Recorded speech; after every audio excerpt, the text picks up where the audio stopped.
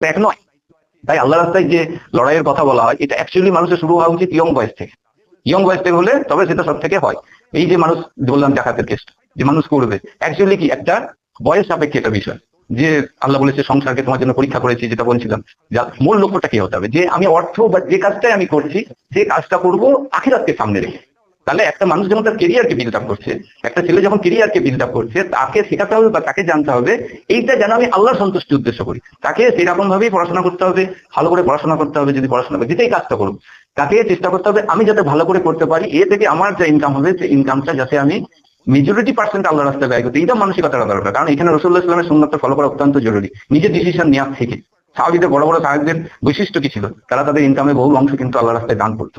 এটা তাদের বৈশিষ্ট্য ছিল। আমি না ভাবি যে এই 1% জাকাত দিতে না, আমার দায়বদ্ধতা অনেক, আর আমি যেটা করবো এটা আল্লাহ বলেছে বহু গুণে আমার কাছে ফেরত আসবে। তা একটা ইয়ং বয়সে একটা ছেলে, সে যদি বা তাকে যদি শেখানো হয় তুমি ভালো করে পড়াশোনা করো, যতটা বেশি করা যায় তার বেশি করো, বড় ডাক্তার হও, বড় ইঞ্জিনিয়ার হও, বড় সায়েন্টিস্ট হও, কি কারণে হবে?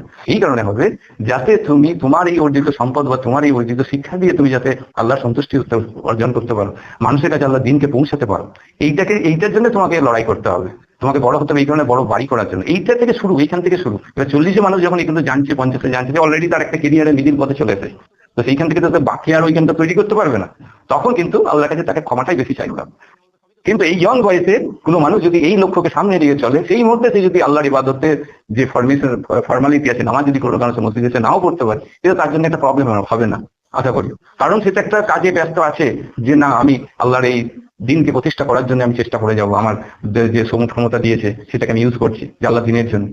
আর অন্য ক্ষেত্রে কিন্তু আমাদের চেষ্টা করতে হবে যে আমরা সবসময় আল্লাহর কাছে বিনীত চিত্রে আসি। যদি আমি এটা ফেল করে থাকি, ওই এজটাকে ইউজ করতে ব্যর্থ হয়, বা এখন যদি আমি আমার সম্পদকে বাড়াতে ব্যর্থ হয়, এটা ভেরি ইম্পর্টেন্ট, করা খুব জরুরি, খুবই জরুরি, প্রকৃত বুঝে থাকি। কারণ হাইয়েস্ট লেভেল ইবাদত কিন্তু হচ্ছে আল্লাহর ওই ইচ্ছাকে পূরণ করা, যে পৃথিবীর বুকে আমি দেখাবো। এটা কোরআনের একটা আয়াত আছে 41 নম্বর সূরা, যতদূর সম্ভব 36 নম্বর। আল্লাহ বলছে যে ওরা হচ্ছে তারা সেই মুসলমান, তারা যারা ভালো কাজ করে, মন্দকে ভালো দিয়ে প্রতিহত করে, এবং বলে যে আমি হচ্ছে একজন মুসলিম।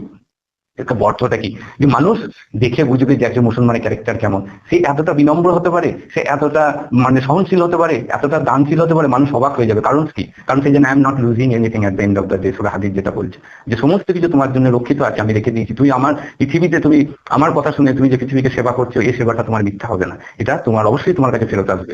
তাই সে বিশ্বাসটাকে সামনে রেখে সে এগিয়ে চলছে, এবং পৃথিবীবাসী অবাক হয়ে যাবে তার কাণ্ড দেখে, যে মানুষটা এখন এই স্বার্থপর পৃথিবীতে এত ভালো হতে পারে, এত সুন্দর সে পৃথিবীকে বানাবার চেষ্টা করতে পারে, মানুষের জন্য কাজ করতে পারে, অহংকার বোধ তার মধ্যে নেই। এইটাকে দেখে অবাক হয়ে যাবে, যেটা সাহাবীদের বৈশিষ্ট্য ছিল। তাহলে বলে এইটা হচ্ছে আমার স্বপ্ন একটা বিলিভারের কাছে। আর যদি প্রকৃত অর্থে আমরা আল্লাহর অবদানকে প্রকৃত অর্থে বুঝে থাকি, আল্লাহর কাছে আমরা অবশ্যই চাইবো যে আল্লাহ তোমার স্বপ্নকে যেন আমি পূরণ করতে পারি, এই স্বপ্নকে যেন সফল করতে পারি, যেভাবে তুমি মানুষ হতে বলেছো।